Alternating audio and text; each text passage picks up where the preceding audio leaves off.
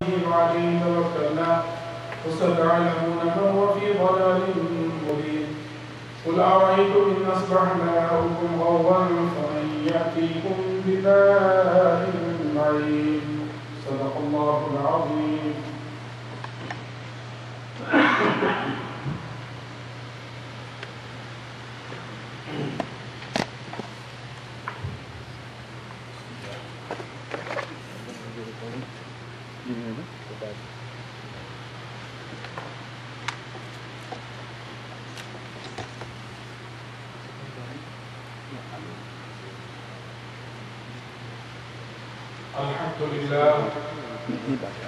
الحمد لله رب العالمين والصلاة والسلام على سيد المرسلين وعلى آله الطيبين الطاهرين وأصحابه أجمعين.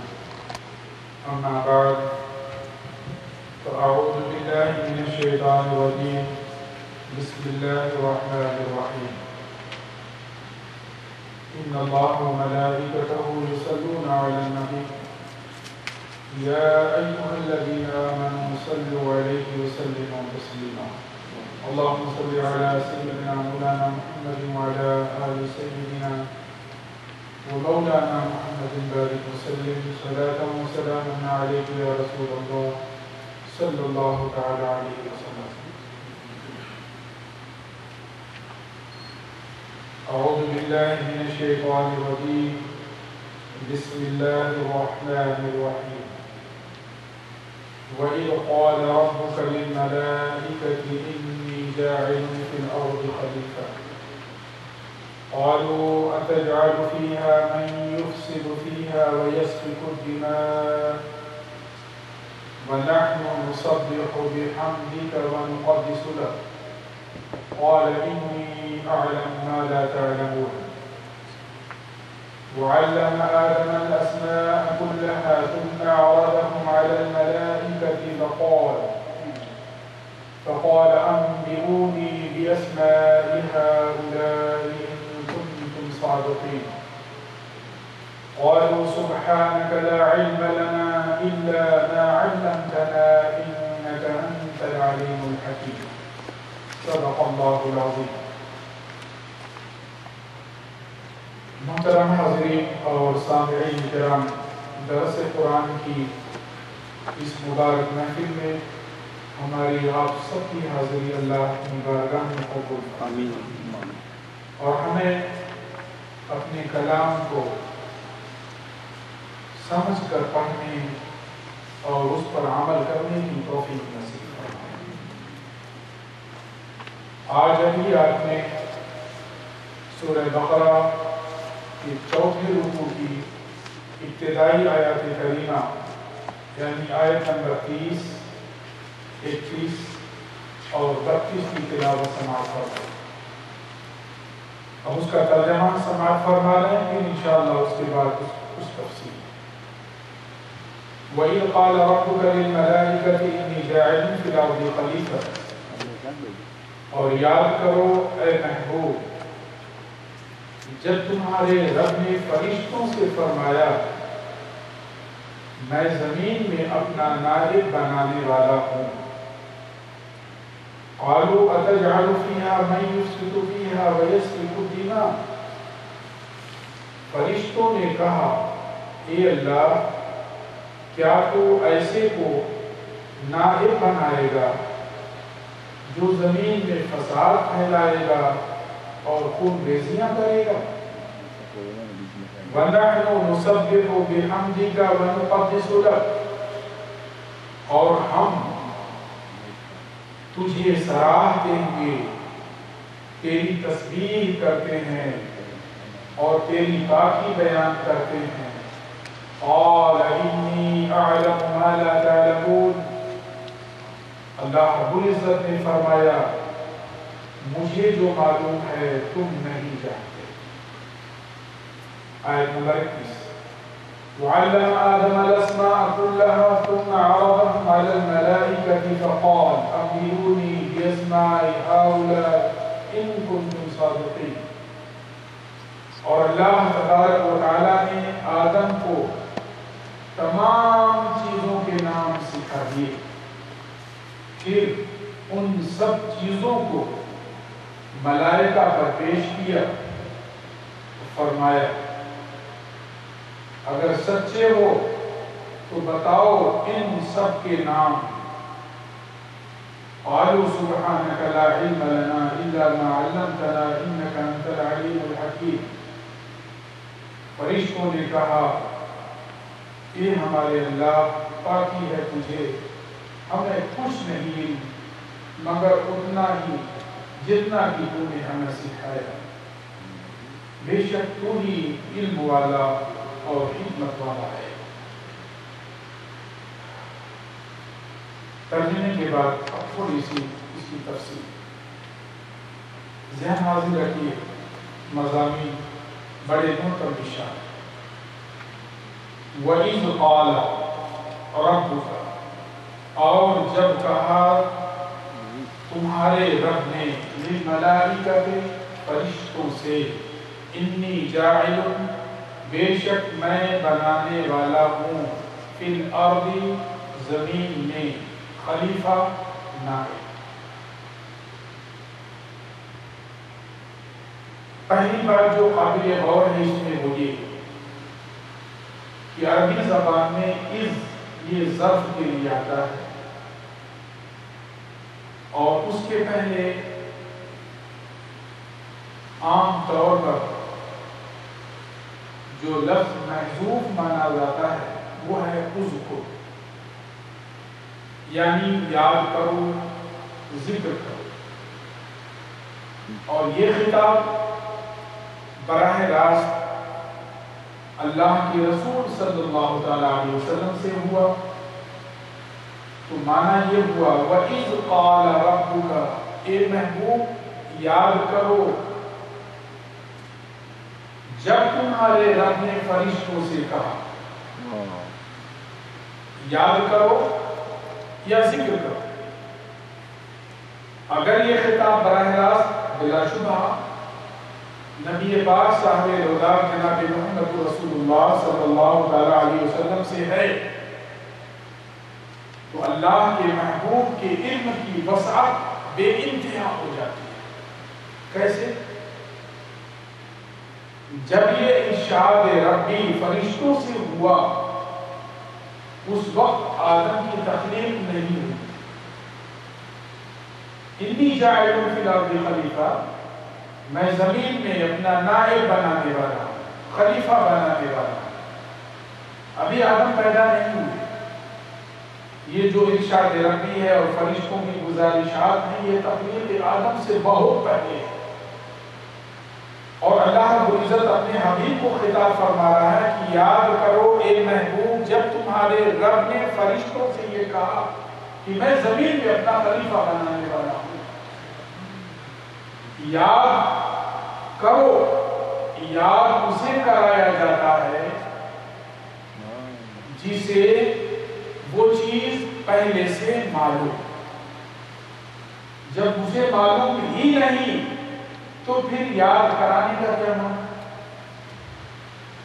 اس ایک لفظ ہی میں دیکھیں اللہ کے محبوب صلی اللہ تعالیٰ علیہ وسلم کی علم کتنا وسیع ہے اور کہاں تک ہے.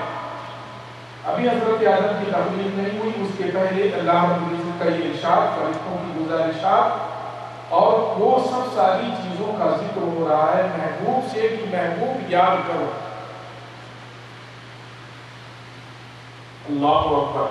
آپ توجہ فرمائیں تو معلوم یہ ہوگا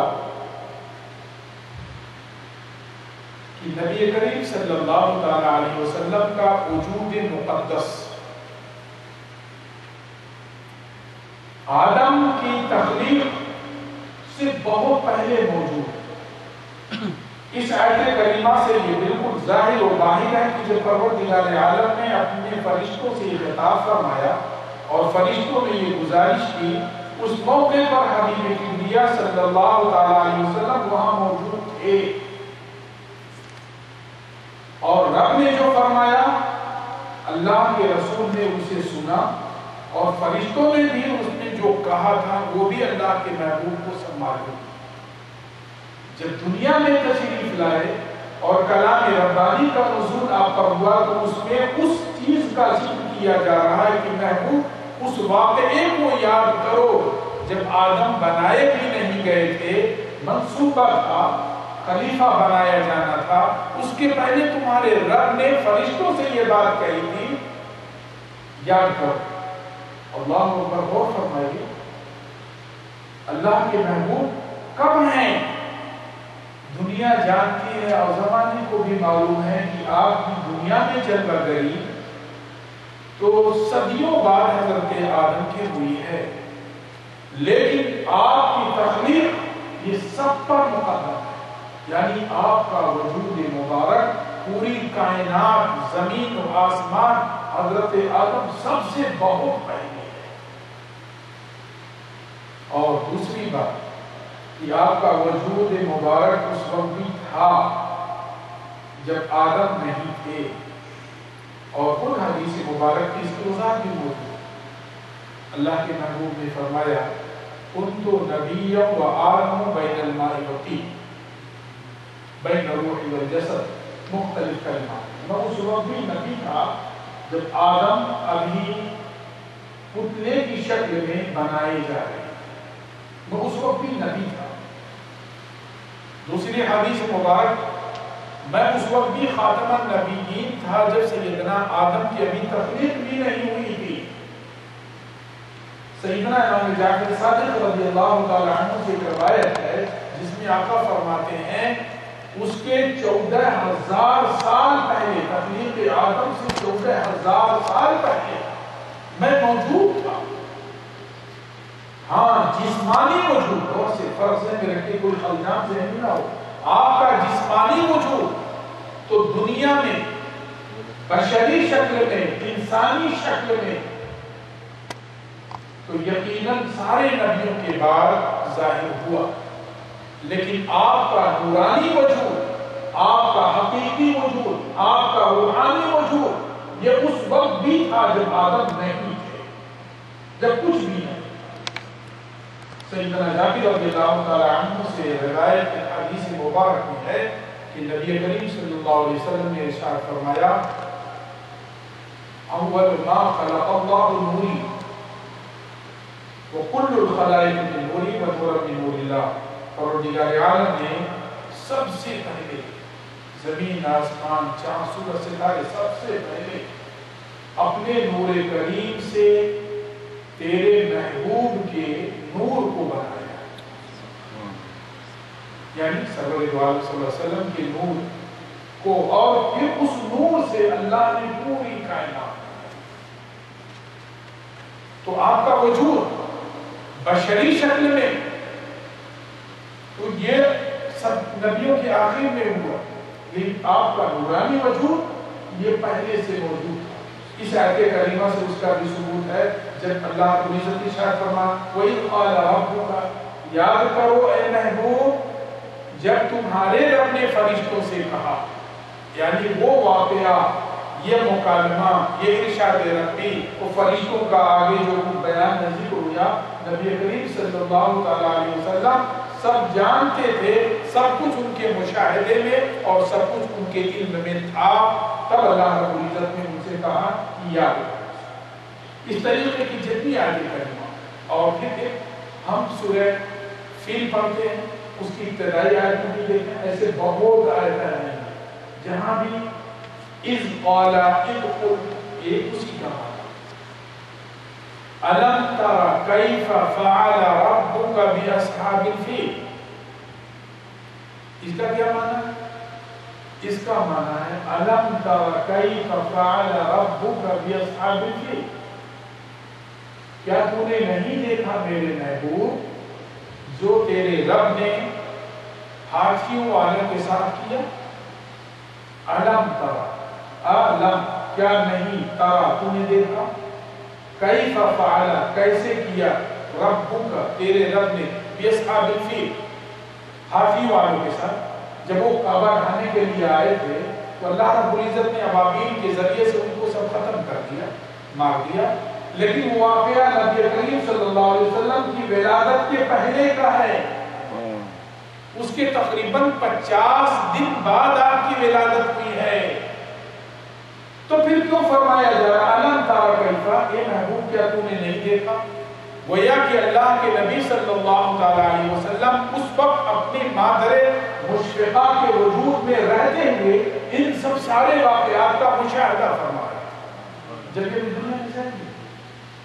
اس طرح کی آیات مبارکہ ہمارے نبی پیارے صلی اللہ تعالی علیہ وسلم کی علم کی وسعت کو بالکل ظاہر کر رہے ہیں۔ آگے غور فرمائیے، رب تیرے رب نے جب فرشتوں سے کہا، تیرے رب نے، اگر یہاں ہوتا اللہ نے کہا تو کوئی فرق پڑتا نہیں ہو۔ جب اللہ نے فرشتوں سے کہا، لیکن یاد رکھیں آپ قرآن مجید کا ہر حرف ہر لفظ جس جگہ پر ہے وہ بڑا معنی ہے۔ رب کا تیرے رب نے، یعنی اے محبوب تیرے رب نے فرشتوں سے جو کہا، اللہ نے قرآن ہے کہہ سکتے اللہ نے کہا، لیکن یہ نسبت، یہ اضافت، یہ شان محمدی کو خوب ظاہر کر رہی ہے۔ تیرے رب نے جب فرشتوں سے کہا تخلیق آدم سے پہلے کہ میں زمین میں اپنا نائب، اپنا خلیفہ بنانے والا ہوں، تیرے رب نے کہا فرشتوں سے، یہ نسبت بلا شبہ، جس طرح ہم کہتے ہیں بیت اللہ اللہ کا گھر، مساجد اللہ اللہ کی مساجد، تو یہ نسبتیں صرف اس جگہ کی عزت کو بڑھانے کے لیے ہوتی ہیں۔ اسی طریقے سے رب کا یہ شان محمدی کو اجاگر کرنے کے لیے، للملائکۃ فرشتوں سے، اس میں سبھی فرشتے ہیں، چاہے آسمانی ہو چاہے زمین ہو، جب کوئی قید اس کی جانب سے نہیں ہے تو سارے فرشتوں سے فرمایا انی جاعل فی الارض خلیفہ، میں زمین میں اپنا نائب بنانے والا ہوں۔ پروردگار عالم تو قادر مطلق ہے، تو نے اتنا بڑا آسمان، اتنی بڑی زمین، اتنی بڑی کائنات بنائی، کسی سے مشورے کی ضرورت تو نہیں ہے۔ قال لہ کن فیکون، فرما دیا کن ہو جا تو وہ ہو گئے۔ ایک سیدنا آدم کی خلیفہ بنانے کے لیے فرشتوں سے یہ بات فرمائی جا رہی ہے انی جاعل فی الارض خلیفہ، تجھے کسی اور سے اس کی ذکر کرنے کی ضرورت کیا؟ فعال لما یرید یفعل ما یشاء، تو جو چاہے کرے، تیری جو مرضی۔ فرشتوں سے یہ بات کیوں کہی گئی؟ بات دراصل نائب بنائے جانے کی ہے۔ نائب، خلیفہ، نائب کس کو کہتے ہیں؟ نائب تین طرح سے ہوتے ہیں، خلیفہ جس کو کہا جاتا ہے تین طریقے سے ہوتے ہیں۔ ایک تو یہ کہ اس اصل وجود کا انتقال ہو جائے اور اس کی جگہ وہ قائم ہو جائے، جیسے ہمارے نبی پیارے صلی اللہ علیہ وسلم جب ظاہری دنیا سے پردہ فرما گئے تو ان کے خلیفہ ہوئے۔ دوسرا وہ ہوتا ہے کہ اصل کے وہاں موجود نہ رہنے کی وجہ سے اس کی ضرورت کام کو سب سنبھالنا، جیسے اللہ کے نبی صلی اللہ تعالی علیہ وسلم ایک مرتبہ سفر میں کہیں جا رہے تھے، سیدنا علی کرم اللہ وجہہ کریم کو مدینے میں اپنا خلیفہ منتخب فرمایا، تو آپ موجود تو ہیں لیکن کہیں باہر تشریف لے گئے، یہ دوسرے درجے کا خلیفہ۔ اور ایک وہ ہوتا ہے خلیفہ کہ اصل کا وجود بھی رہتا ہے، وہ غائب بھی نہیں ہوتا، لیکن اس کی اجازت سے، اس کے حکم سے وہ سارے کام انجام دیتا ہے جو اصل کی مرضی کے مطابق ہوتا ہے، اس کو کہتے ہیں پس پردہ۔ یہ تیسرے درجے کی خلیفے کی بات ہے، کیونکہ ہمارا اللہ حی، زندہ ہے اور وہ غیر موجود بھی نہیں۔ وَأَحَاطَ بِكُلِّ شَيْءٍ عِلْمًا، اس کا علم ہر ایک کو محیط گھیرے ہے۔ ان اللہ علی کل شیء قدیر، ہر ایک چیز پر اس کی قدرت حاوی ہے۔ پھر خلیفہ بنانے کی ضرورت کیوں؟ اللہ رب العزت کو خلیفہ بنانے کی ضرورت کیوں؟ سوچئے اور فرمائیے، وہ تو ساری کائنات کا نظام اپنی مرضی کے مطابق وہ چلا رہا ہے، اور وَلَا يَئُودُهُ حِفْظُهُمَا، زمین و آسمان کے نظام کو سنبھالنا اسے تھکاتا نہیں۔ آیت الکرسی میں موجود ہے، اسے تھکاتا نہیں. پھر نائب بنانے کی ضرورت کیا ہے؟ خلیفہ بنانے کی ضرورت کیا ہے؟ تو آپ اس پر اگر غور کریں گے کہ خلیفہ یا نائب کس کے لیے بنایا جاتا ہے؟ زمین والوں کے لیے. یہ نائب جو بنے زمین پر رہنے والے اللہ کے بندوں کے لیے. اسے خلیفہ بنانے کی ضرورت نہیں، اسے کوئی حاجت نہیں. وہ اپنی قدرت کاملہ سے پورے نظام کو اپنے قبضے میں رکھتے ہوئے اور جیسی مرضی ویسا چلا. لیکن بندے دراصل ظلمتوں میں، اندھیریوں میں اپنی کم ہمتی کی وجہ سے گرے پڑے. تو بیچ میں ایسا کوئی ہونا چاہیے جو ان ناتواں وجود کو یہاں سے اٹھائے، اللہ کی باتیں بتلائے، اس راستے پہ چلائے اور خدا تک انہیں پہنچائے. اسے ضرورت نہیں ہے، لیکن بندوں کو اللہ تک پہنچنے کے لیے کسی خلیفے اور کسی نائب کی ضرورت ہے، کسی ہادی کی ضرورت ہے جو ان کے لیے سہارا بنے، اور ایسا کہ اس کا رشتہ ادھر سے بھی رہے اور بندوں سے بھی رہے. ادھر سے جو پیغام ملے بندوں تک پہنچائے، ان کی جو ضروریات ہو اپنے رب کی بارگاہ میں اسے عرض کرے. اسی لیے خلیفہ بنایا گیا. اللہ کو اس کی ضرورت نہیں کہ بھئی کیا ہمیں کو ضرورت خلیفہ بنا دیا گیا، کیا وہ کام سنبھال نہیں سکتا؟ وہ سنبھال ہی رہا. یہ خلیفہ بندوں کی اپنی ظلمتوں ہیں، مجبوریاں ہیں، ناتوانیاں ہیں، کمزوریاں ہیں، اندھیریاں ہیں، ناسمجھیاں ہیں، ان سب کو سنبھالنے کے لیے اللہ نے خلیفہ بنایا. دوسری چیز، خلیفہ جو بھی بنایا جائے تو ضرورت ہے کہ اسے علم بھی خوب ہونا چاہیے اور اسے قدرت بھی خوب ہونی چاہیے. علم بھی خوب، کیونکہ خلیفہ اگر مجبور، لاجواب، کمزور، ناتواں، عاجز ایسا بنایا جائے گا تو ایسے تو ہزاروں بندے گھوم رہے ہیں بھائی، ہزاروں گھوم رہے ہیں. یہی سے یہ دماغ میں فلسفہ بھی آ جاتا ہے کہ جو یہ بات کہی جاتی ہے نبی تو عام انسانوں کی طریقے سے، وہ بھی ہم جیسے بنتے ہیں، وہ بھی کھاتے پیتے ہیں، وہ بھی چلتے پھرتے ہیں، وہ بھی سوتے جاگتے ہیں. اگر سب ایسے ہی ہیں تو سب ہی نبی کا ہو جاتا ہے. نبی یا خلیفہ ہونے کے لیے حضرت آدم خلیفہ ہے، ہمارے سرکار تو خلیفہ اعظم ہیں. اگر ہر انسان اور نبی بھی اسی طریقے سے ہیں تو ان میں کون سی خصوصیت ہو گئی کہ انہیں نبی بنایا گیا، خلیفہ بنایا جائے؟ عام انسانوں کو کیوں نہ؟ کوئی امتیازی شان تو ہونی چاہیے خلیفہ کی. کروڑوں انسان اللہ کے بنائے، ان میں سے خلیفہ اپنا نائب نبی و رسول چند ایک کو منتخب فرمایا کیوں؟ خلیفہ بنائے جانے کے لیے پہلی ضروری ہے کہ اس کا علم بہت وسیع ہو، بہت علم ہو. دوسری، اس کے پاس بہت قدرت ہونی چاہیے. تیسرا، ہر وقت اس کا رابطہ اپنے رب سے قوی اور مضبوط رہنا چاہیے. ہر لمحے، ہر آن کبھی وہ رابطہ منقطع نہیں ہونا چاہیے. یہ خلیفہ کے لیے ضروری ہے. عام انسانوں کو بھی اگر یہ قدرت حاصل ہو تو پھر خلیفے کی کوئی ضرورت نہیں. اور اگر نبی کو بھی یہ قدرت، خلیفے کو بھی یہ قدرت نہ ہو تو پھر انتخاب کی وجہ سمجھ میں نہیں ہے. اس لیے ضروری ہے کہ جو خلیفہ ہو اس کی قدرت بھی عظیم ہو اور اس کا علم بھی عظیم ہو، اس کی بخششیں بھی عظیم ہو. یہیں پر ایک واقعہ سماعت کرتے چلیں.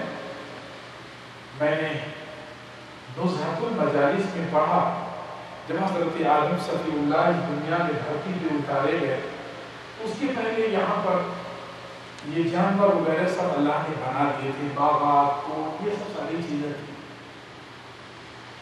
ہم آپ نہیں قبر والوں کی قدر کر پاتے، لیکن اللہ کی مخلوقات سب کو جانتی ہیں، پہچانتی ہیں.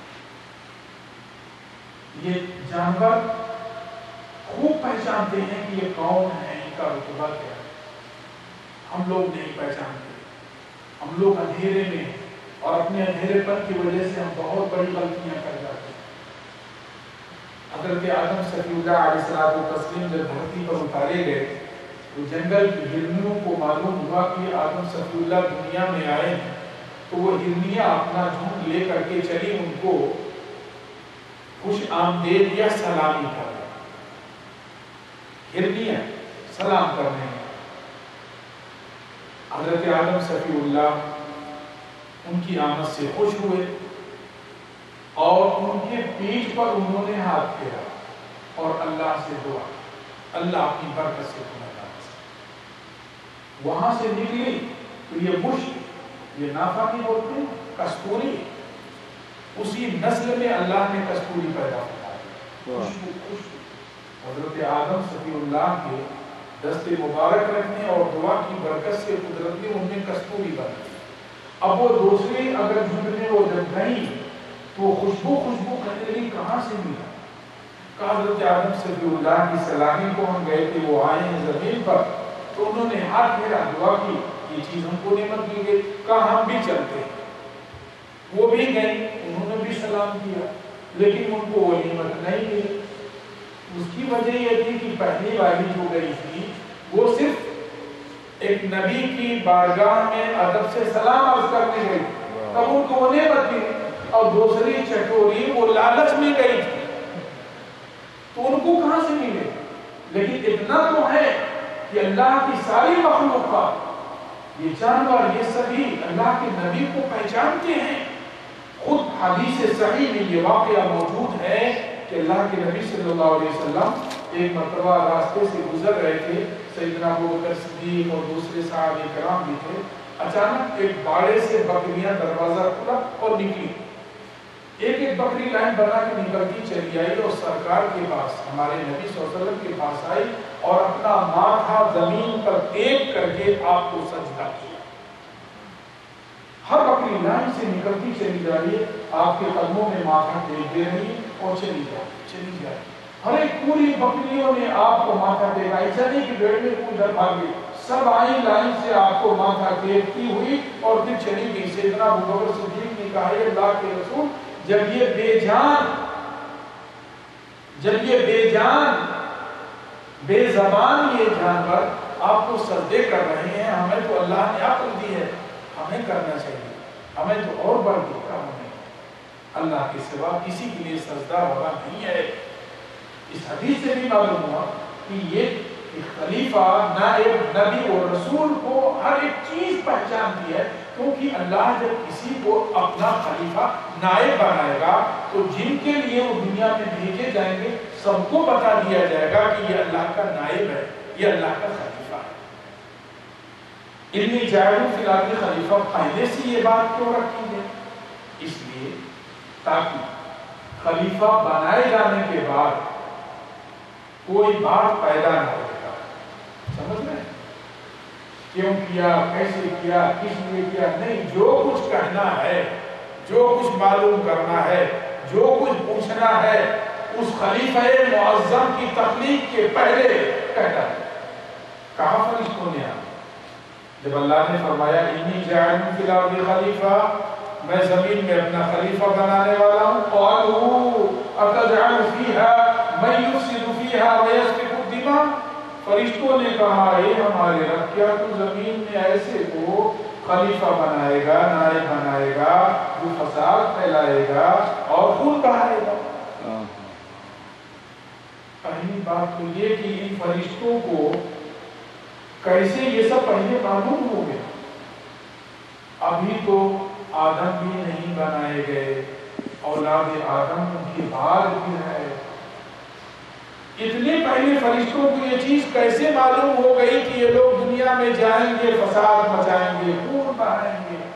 کیسے معلوم؟ ایک وجہ ہے، ایک تو یہ کہ لوح محفوظ میں جہاں سب کی تقدیریں لکھی ہوئی ہیں،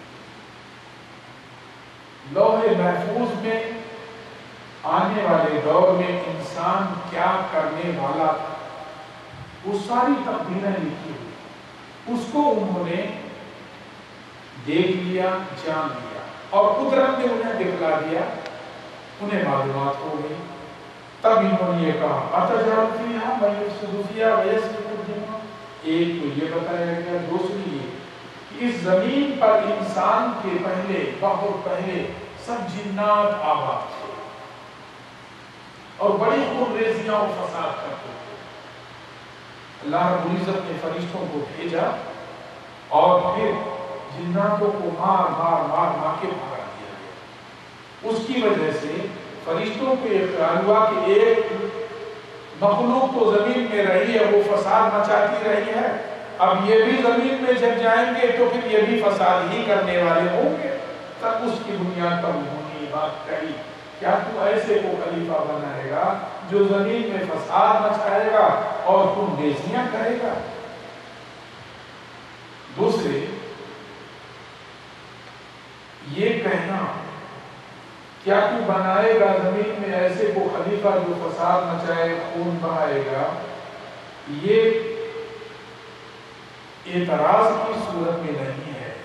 یاد رکھیے گا، اعتراض نہیں ہے. بہت سے غیر ذمہ داران لوگ جو قرآن شریف کا معنی مطلب نہیں بھی دیکھو چوراہے کھڑے ہو کے بیان کرتے ہیں، جب تک اس کی صحیح معلومات احادیث کریمہ اور تفاسیر مقدسہ سے نہ ہو، آدمی کو زبان نہیں بولنا چاہیے، کیونکہ کلام ربانی ہے، اپنی مرضی سے یہ چیز نہیں کہنا چاہیے. بہت سارے میں نے بھی مضامین میں دیکھے، وہ جدید قسم کے جو رائٹرز ہیں وہ بس وہ دن یاد کرو کہ فرشتوں نے ہمارے زمین پر خلیفہ بنائے جانے کے بارے میں خدا کی بارگاہ میں اعتراض کیا تھا.